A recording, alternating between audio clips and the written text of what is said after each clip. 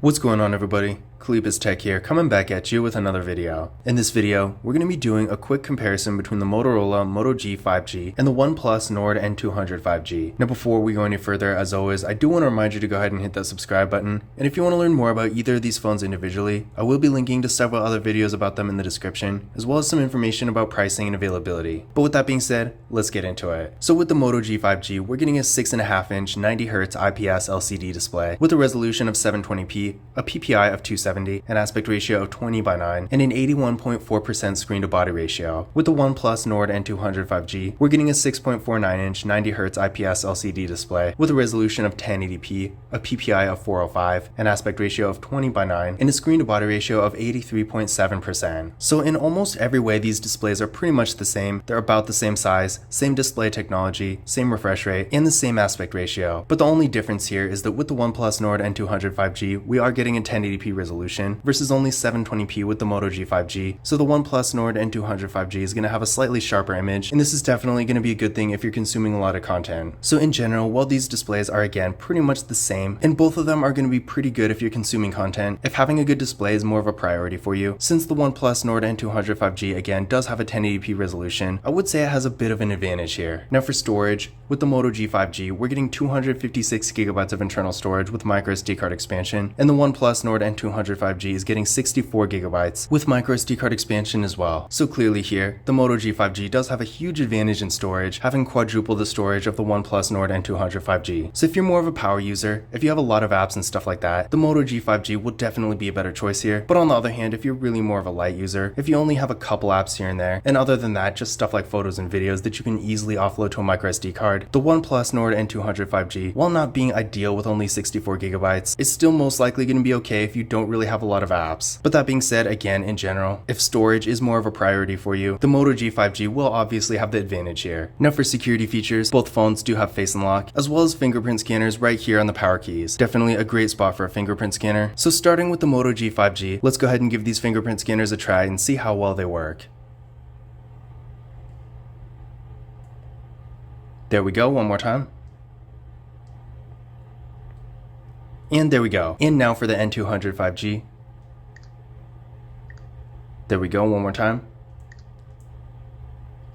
And there we go. So as you can see there, both fingerprint scanners worked real well. And again, remember, both phones also have face unlock, so if you want to use that instead, you always can. Now taking a look at the camera setups here, with the Moto G 5G, we got a nice looking hole punch design for the front facing camera. This camera is 13 megapixels. Then on the back, we got a triple camera setup with a 50 megapixel main camera, a 2 megapixel macro camera, and a 2 megapixel depth sensing camera. With the OnePlus Nord N200 5G, we got another hole punch design for the front facing camera. This camera is 16 megapixels. Then on the back, we got a triple camera setup with a 13 megapixel main camera, a 2 megapixel macro camera, and a 2 megapixel depth sensing camera. So in general, as far as features go, these phones have pretty much the same kind of stuff. Not really bad per se, but unfortunately neither phone has an ultra wide camera, so that is a little disappointing. And as far as quality goes, these phones are about the same level. You're not really going to see a significant quality difference between them. But that being said, while neither of these phones will be the greatest option if the camera is really your #1 priority, if you're more of a casual camera user and you really just need a phone that can take the occasional nice photo every now and then, either of them will get the job done. Now as far as RAM and processor go, with the Moto G 5G, we're getting 6GB of RAM with the MediaTek Dimensity 700 processor. With the OnePlus Nord N200 5G, we're getting 4GB of RAM with the Qualcomm Snapdragon 480 5G processor. I ran Geekbench 5 benchmark tests on both phones, and with the Moto G 5G, we're getting a single core score of 545 and a multi-core score of 1684. With the OnePlus Nord N200 5G, we're getting a single core score of 510 and a multi-core score of 1600. From this test, you can see the Moto G 5G did score a little bit higher, but in my experience, you're really not going to see a significant performance difference between the two. But that being said, while these phones are definitely not going to be nearly as fast as a flagship phone, for example, for more basic activities like browsing the web, using social media, streaming content like videos and music, and some more light mobile gaming, either phone will definitely get the job done. But that being said, keep in mind, if you're doing higher performance activities like playing Call of Duty or Fortnite, for example, or you're just going to be on your phone a lot, you will notice these phones really aren't the fastest phones out there. So if you are really a heavy user, you're probably going to want a higher end device with a faster processor. But again, for more basic use, if you're not really a super heavy user and you just need a phone for more basic activities, either of these phones will be perfectly fine. But with that being said, what I recommend doing is running this test on your current phone and then comparing your results to these to see whether or not these phones will be an upgrade for you. Because if you're coming from a really entry-level phone, I do think either of these phones will be a great upgrade, but on the other hand, if you're coming from a higher performance device, like an older flagship phone for example, then it's definitely going to be a different story. But again, in general, I have used both of these phones quite a bit, and while again, they're not the fastest phones out there, I haven't had any performance issues with either of them. Now both of these phones have 5000 mAh batteries, with the Moto G 5G supporting 10W fast charging, and the OnePlus Nord N200 5G supporting 18W fast charging. So as far as the battery life and longevity goes, both of these phones are going to be great, so you're not only going to get great battery life per charge, but over time as the batteries wear out, it's not really going to affect these phones nearly as quickly as it would with a smaller battery. So in general, if battery performance is important to you, then either of these phones will be a great option. But that being said, when it comes to fast charging, the OnePlus Nord N200 5G will have a bit of an advantage here. Not really a huge advantage, but if you have a fast charger that's at least 18 watts, the OnePlus Nord N200 5G will charge up noticeably faster. But that being said, in my experience, while the fast charging isn't quite as good with the Moto G 5G, the phone still does charge decently fast. Another thing to keep in mind here is that the OnePlus Nord N200 5G does have NFC, so if you like to make contactless mobile payments using tap and pay, keep in mind you can do that with this phone, whereas the Moto G 5G does not have NFC, so you won't be able to do that with this phone. But in conclusion, which of these phones is better? In general, these phones are so similar in so many different ways that it really comes down to, first of all, what kind of deal you can get on either device, and second of all, what features you actually want. On one hand, if storage is really a priority for you, then the Moto G 5G with 256GB of internal storage versus only 64 with the OnePlus Nord N200 5G will have a huge advantage there. But on the other hand, if you're not too concerned with storage, but you want the best display between the two, or maybe you use tap and pay a lot so you want NFC, in that situation, the OnePlus Nord N200 5G is probably going to be your best choice. But honestly, other than that, these phones are both so similar that if you can get one for free or a significantly lower price, I would personally just choose that one because again, other than the Moto G 5G having a lot more storage and the OnePlus having a 1080p resolution and NFC, you're not really going to see many other significant differences. But that being said, despite those few differences, both of these phones are great devices that provide quite a bit of value for the money. But this concludes my comparison between the Motorola Moto G 5G and the OnePlus Nord N200 5G. Again, if you want to learn more about either of these phones individually, I will be linking to several other videos about them in the description, as well as some information about pricing and availability. But that's it for this video. If you enjoyed it and found it useful, be sure to give it a thumbs up and hit that subscribe button. Don't forget to follow Kalip's Tech on Twitter and Instagram, and as always, I will see you in the next video.